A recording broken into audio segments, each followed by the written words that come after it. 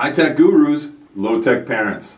Nick Bilton wrote a fascinating article in the New York Times titled, "Steve Jobs was a low-tech parent." Most of us imagine that Steve Jobs' house was a techie paradise. But Jobs told Nick Bilton that this idea was not even close to reality.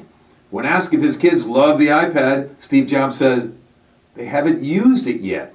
We limit how much technology our kids use at home." Bilton was perplexed by this parenting style. After all, most parents let their kids use technology all the time. However, Bilton found Steve Jobs was not alone and that a number of technology gurus strictly limit their kids' use of technology. He found that Chris Anderson, the former editor of Wired, instituted time limits and parental controls on every device in his home. He said, "My kids accuse me and my wife of being fascists and overly concerned about technology.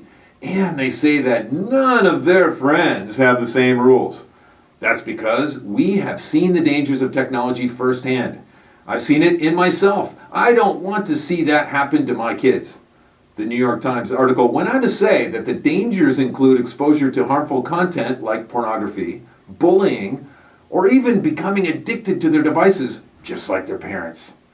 Bilton found another CEO of a tech-focused communications agency who said her youngest son, who is 5, is never allowed to use gadgets during the week, and her older children, 10 and 13, are allowed only 30 minutes a day on school nights. The founder of Blogger and Twitter said that instead of iPads, his young boys have hundreds of physical books that they can pick up and read anytime.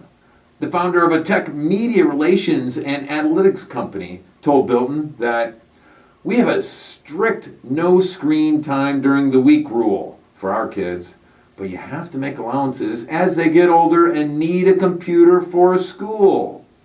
Unless you are one of the many top executives from Google, eBay, Apple, Yahoo, and Hewlett-Packard in Silicon Valley that send their kids to the low-tech Waldorfian school, where not a computer can be found. In fact, the school even frowns on kids using computers at home.